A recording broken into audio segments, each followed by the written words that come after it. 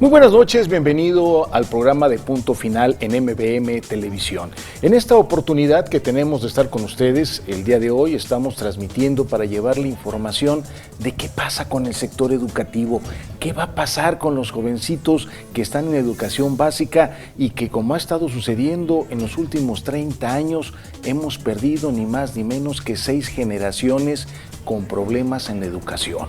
Hoy los padres de familia no saben cómo guiar a sus hijos porque han sido motivo de estas condiciones de una lucha sindical que ha dañado en mucho a la educación en nuestro estado de Oaxaca. Para platicar de esto, tengo el gusto, como todas las noches de Punto Final, pues tener a mi lado, acompañando en este espacio y con sus participaciones siempre muy acertadas, de Alejandra Flores. Guapa, periodista y además responsable del noticiario nocturno en MBM Televisión. Ale, ¿cómo estás? Muy bien, gracias, Toño. ¿Tú qué te tomas? Bueno, pues hoy creo que vamos a estar un poco escasos, ¿no? Sí, un poquito, pero bueno, estamos muy a gusto y vamos a platicar temas de verdad muy interesantes para la sociedad en general. Hay padres de familia que realmente están muy preocupados por la educación de sus hijos, por todos estos conflictos, porque realmente el tema educativo lo tenemos y lo manejamos todos los ciudadanos. Y es un tema que nos debe de hacer entender que un estado de Oaxaca con esta gran cantidad de capacidad de crecimiento que tiene no va a alcanzar jamás un desarrollo. ¿Por qué? Porque tenemos un gran problema, nuestra formación educativa. Se dice que en el ámbito nacional están alcanzando los jóvenes casi el 3er año de secundaria. En el caso de Oaxaca, si se hiciera una evaluación a conciencia, estaríamos llegando al 6º año de primaria en términos educativos. Se dice que alcanzamos al 1er año de la secundaria, pero bueno, lo estamos pasando de panzazo. ¿Y por qué? Imagínate, o sea, son diversos factores que conllevan a tener resultados así. Vamos a poner uno que en reiteradas ocasiones he estado reclamando la sección 22 y yo hasta cierto punto no estoy en contra, tampoco a favor, pero hay algo en lo que ellos sí tienen mucha razón. Hay comunidades en donde los niños tienen que caminar alrededor de 3 o 4 horas para llegar a sus centros educativos. Los maestros no van de lunes a viernes a impartir clases, van de 2 a 3 veces a la semana a impartir educación a los niños. Ahora, ¿qué es lo que pasa? Cuando tú, como niño, vamos a ponerlo en un hogar donde son 3 pequeñitos, el papá trabaja en el campo y el niño se va y regresa a la escuela, llega el momento en el que la necesidad, Toño, te hace cambiar tu modo de vida. ¿Qué hacen los niños? Pues desertan de los centros escolares. Ahora, a mí me tocó, Toño, tener a una jovencita que estaba trabajando en mi casa, llegó de un pueblo, me pidió trabajo, conocidas, etc., entra, estaba trabajando en mi casa y le dije, mira, si quieres estudiar, pues adelante, para que termines tu escuela. Y me dijo, no, ¿sabe qué, señora? Yo voy a trabajar hasta que junte dinero para poder irme a los Estados Unidos.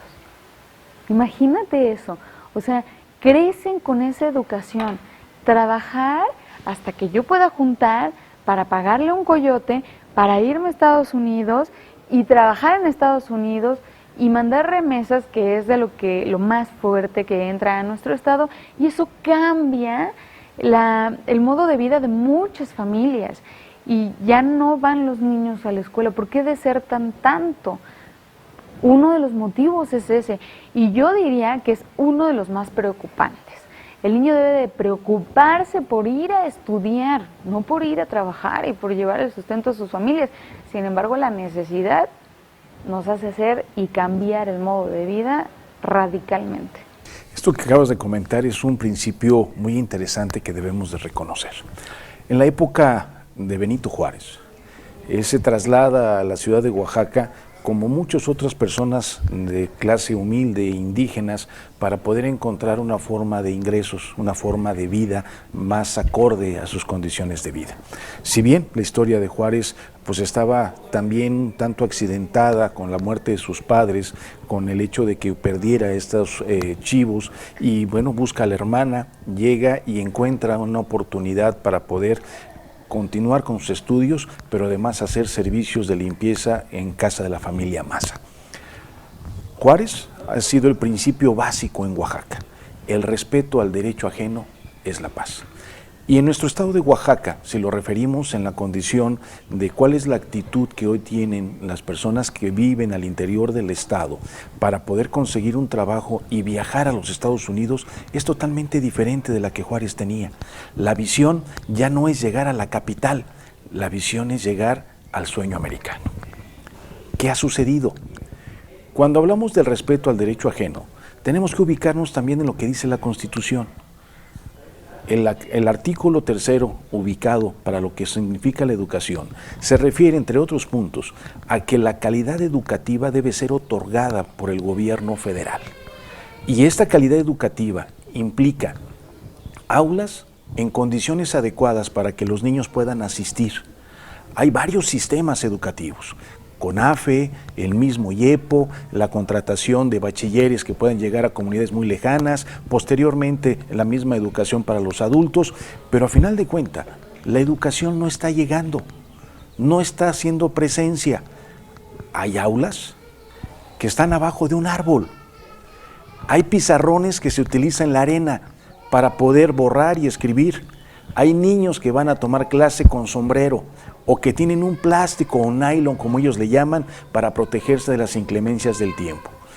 Que hay maestros que cuando puede pasar una mula o un semoviente, bueno, pues llegan a dar clase. Mientras estos niños, ¿qué hacen? Los datos que aporta el INEGI es de que hoy por hoy en el campo oaxaqueño se ha incrementado el número de mano de obra, pero de mujeres. Los niños empiezan a viajar a este sueño americano.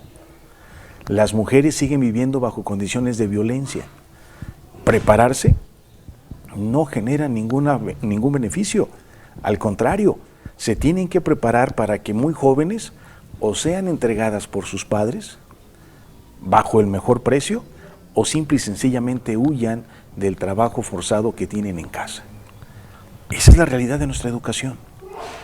Y a esto tendremos que sumarle lo que sucede con un sindicato que está diferido a la Coordinadora Nacional de Trabajadores de la Educación, que es el más poderoso de los sindicatos en América Latina, y que además lo tenemos en Oaxaca, y que además tenemos a un grupo de políticos que están tratando de defender la educación, que no conocen el tema de la educación. ¿A dónde llegaremos? ¿Quiénes serán los responsables? Se dice que en la educación participan padres de familia, participan maestros y participan los alumnos. Si el alumno no ha comido bien, ¿podrá aprender?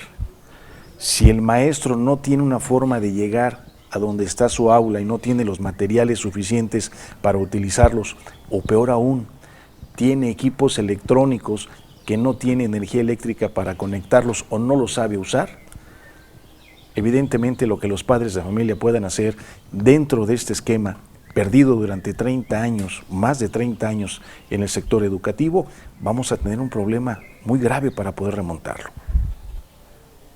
Tenemos algo mucho que discutir. El respeto al derecho ajeno es la paz, dice Juárez, y parece ser que en este estado donde vio nacer a Benito Juárez es donde más rompemos este principio juarista. Cada vez que hay un evento político, todos los políticos se dicen juaristas y esta filosofía se rompe aquí. Cada vez menos jóvenes pueden llegar a terminar sus estudios siquiera de secundaria, mucho menos a la primaria, y aquellos que llegan finalmente a nivel universitario no encuentran empleo. Claro, ya lo decíamos con Sócrates, ¿no? En la tierra de Juárez somos donde menos nos respetamos, es como nuestro colmo, ¿no? ¿Nuestro colmo o nuestra tragedia? Pues podría ser también eso. Al final de cuentas, yo creo que la educación radica en todos, desde las casas, hablar de educación implica muchas cosas. Sin embargo, en el tema de los pequeñitos, de las aulas, hay algunas cosas que ha estado pidiendo la sección 22, que ha tenido mucha razón en el hecho de decir que no hay infraestructura necesaria para poder brindar educación a los niños. Una. Dos, yo sí entiendo eso. Imagínate, un niño de una comunidad, le presentas un examen a contestar que se supone que debe ser estandarizado, que se va a aplicar el mismo examen en todos los estados, y le dices, ¿cuál es el medio de transporte hacia tu casa? Y viene un metro, ¿me entiendes? O sea, viene un metro, viene un automóvil, viene un burro. El niño escoge el burro o caminando, ¿me entiendes? Porque viven en ese entorno. Y para el nivel o para las respuestas que tiene la SEP, pues no es esa. Entonces, el nivel de vida es totalmente diferente. Tenemos 570 municipios. La orografía de Oaxaca es totalmente diferente a la de otros estados.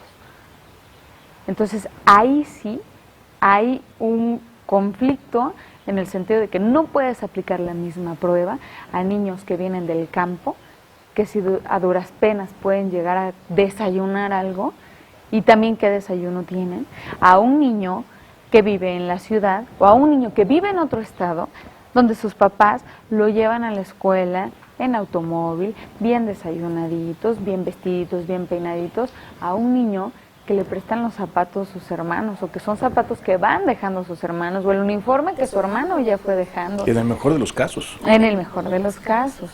Entonces, ahí sí yo veo que como madre de familia está muy difícil.